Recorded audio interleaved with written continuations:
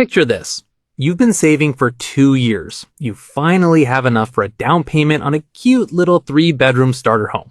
You sign the papers, you get the keys, and you feel it. That warm, proud feeling of, I did it. I'm building wealth now. I'm not throwing money away on rent anymore. Now, let's run the actual numbers on that feeling. Because here's the thing nobody tells you at the closing table. In today's market, that starter home isn't a wealth-building machine. For the first decade, it's basically a very expensive, very stressful savings account that pays almost nothing. And in a lot of cases, the renter down the street who invested the difference is going to end up richer than you. Not close to as rich, actually richer. This is Grit Finance, and I spend way too much time thinking about money, financial psychology, and why smart people keep making decisions that quietly wreck their net worth. If you want to understand how money actually works instead of just repeating what your parents told you, hit subscribe and give this video a thumbs up, because today we're taking apart one of the most sacred beliefs in personal finance, the idea that buying a house is always, automatically, obviously a good financial move. By the end of this video, you're going to know exactly how much of your mortgage payment is actually yours in the first 10 years. You're going to see a real side-by-side of a renter and a homeowner with the same income and the same monthly budget. And I'm going to give you one simple ratio, the rent to invest ratio, that tells you exactly when buying actually makes sense and when it's just an emotional decision wearing a financial costume. Let's start with the lie. And it is a lie, even though almost everyone believes it. The lie is this: renting is throwing money away. Buying builds equity.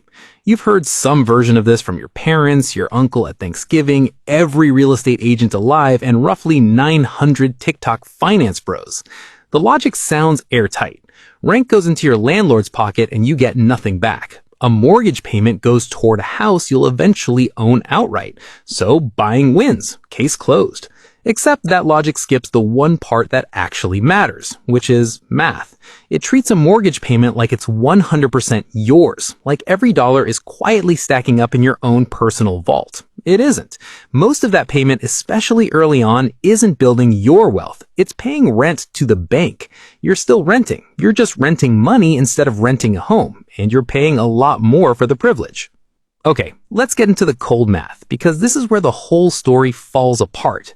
Let's say you buy a $400,000 home, you put down 5%, so $20,000 out of pocket, and you finance the remaining $380,000 at 7% interest on a standard 30-year mortgage. Your monthly principal and interest payment comes out to roughly $2,528. Here's the part that should make you sit up. In month 1, about $2,216 of that payment is pure interest. Only around $312 actually goes toward paying down what you owe. That means almost 88 cents of every dollar in your very first payment goes straight to the bank's pocket, not yours. And it barely improves for years. This is how amortization works. Early in the loan, you owe interest on almost the entire balance, so almost the entire payment is interest. It only shifts toward you slowly over time, like a seesaw that takes decades to tip. Add it up over the first 10 years. You'll make 120 payments of $2,528, which is $303,360 total. Out of that entire amount, only about $53,922 actually reduces what you owe on the house. The other $249,438, about 82% of everything you paid, goes straight to interest. Gone. Not yours. Never coming back. And we haven't even added the other costs yet. Property taxes, homeowners insurance, and maintenance typically run another 1.5 to 2% of the home's value every single year. On a $400,000 home, that's roughly $667 a month conservatively. So your real all-in monthly housing cost isn't $2,528. It's closer to $3,195. Now let's talk about the renter. Same market, same $400,000 home.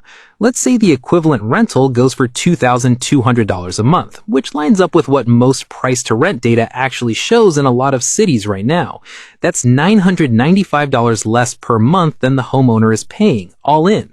Here's what a disciplined renter does. Instead of using $20,000 for a down payment, they invest it. And instead of spending that extra $995 a month, they invest that too, every single month into a simple index fund earning a historically reasonable 8% average return. Let's fast forward 10 years and see who actually wins. The renter's initial $20,000 grows to about $43,000 just sitting there, compounding. The renter's monthly $995 investment, contributed consistently for 10 years, grows to roughly $180,000. Add those together, and the renter's total net worth from this strategy is around $223,000. Now the homeowner. Let's be generous and assume the home appreciates at a fair, realistic long-term average of 3%, which is a fair, realistic long-term average, not a bubble number. After 10 years, that $400,000 home is worth about $537,000. Subtract the remaining loan balance of roughly $326,000, and the homeowner has about $211,000 in equity on paper. But selling a house isn't free. Agent commissions and closing costs typically eat 6 to 8% of the sales price, so subtract another $32,000 or so. Real, usable net worth for the homeowner after 10 years, around $179,000. Read those two numbers again. Renter, about $223,000. Homeowner, about $179,000. The renter comes out roughly $44,000 ahead with the exact same income, the exact same time horizon, and honestly, a lot less stress about a leaking roof. And that's the version where the house actually goes up in value at a healthy, normal pace. If the house barely appreciates, which absolutely happens, the gap gets even wider, and the homeowner ends up nowhere close to the renter. I want to be really clear about something here, because I can already hear the comments. This is not me telling you renting is always better, or that buying a home is always a mistake. That would be just as dumb as the myth I'm debunking. What I'm telling you is that the blanket, unquestioned assumption that buying always beats renting is simply not true once you actually run the numbers. It depends entirely on the price of the home relative to the rent, how long you plan to stay, and what you'd actually do with the money if you didn't buy. So let's talk about the delusion underneath all of this, because it's not really a math problem, it's an emotional one. Buying a home feels like an adult milestone. It feels like proof that you made it, that you're stable, that you're not wasting money anymore. Real estate agents, your family, and an entire industry built around closing costs and commissions have every incentive to keep that feeling alive in your head. Nobody makes a commission when you decide to keep renting and dump the difference into an index fund, so nobody's out there hyping that up at the dinner table. But your net worth doesn't care how proud you feel walking through your own front door. It only cares about the math. And the math says a lot of people are buying starter homes in this rate environment for emotional reasons, and then backfilling the financial justification afterward. So how do you actually strip the emotion out of the decision and make the call with a clear head? Here's the protocol. Step 1. Calculate the price to rent ratio for the specific home you're considering. Take the purchase price and divide it by the annual rent for a comparable place. So a $400,000 home compared to a $2,200 a month rental, that's $26,400 a year in rent, gives you a ratio of about 15. Here's how to read that number. Under 15, buying starts to make real financial sense because rent is expensive enough relative to the price that owning closes the gap fast. Between 15 and 20, it's genuinely a toss-up, and it comes down to how long you'll stay and what mortgage rate you can get. Above 20, renting and investing the difference is almost always going to leave you with more money, sometimes a lot more, like we just showed with the math above. Step 2. Do not buy unless you're planning to stay at least 7 years. Closing costs to buy and sell typically eat 8 to 10% of the home's value combined. That's not a number you recover in year 2 or 3. You need time for appreciation and principal paydown to actually outweigh those upfront costs. If there's a real chance you'll move in 3 or 4 years for a job, a relationship, or just because you don't love the area yet, renting protects you from basically donating tens of thousands of dollars to closing costs. Step 3. Only buy if your total monthly housing cost, mortgage plus taxes plus insurance plus maintenance, is close to or less than what you'd pay to rent the same place. If buying costs you significantly more per month than renting, you'd better be extremely confident about appreciation because you're betting on the market to make up the difference instead of your own discipline. Step 4. Make sure you still have 3 to 6 months of expenses saved after the down payment. A lot of people drain every last dollar to hit that down payment number and then have zero cushion left.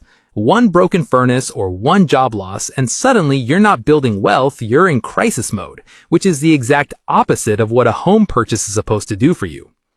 And step 5, the one nobody wants to hear. If you do decide to rent instead of buy, you actually have to invest the difference. This whole comparison only works if you take that extra $995 a month and put it to work instead of spending it on a nicer car or more takeout. Renting doesn't automatically make you richer. Renting plus investing the gap is what makes you richer. Renting and blowing the difference on lifestyle upgrades just makes you a broke renter instead of a broke homeowner, and that's not a win for anybody. Look, none of this means homeownership is a scam or that you should never buy a house. Owning a home you can genuinely afford in a market where the price-to-rent ratio actually makes sense is still one of the most solid financial moves a person can make. But solid financial move and thing you're supposed to do at a certain age because everyone else is doing it are two completely different decisions. One of them is based on math, the other one is based on pressure. Before you sign anything, run the actual numbers on the actual home you're looking at. Calculate the price-to-rent ratio. Be honest about how long you're really going to stay. And ask yourself if you're chasing a feeling or chasing a number that genuinely makes sense. Your future self is the one who's going to be living with whatever spreadsheet you build today, so build it right. Trust me, they'll thank you for it.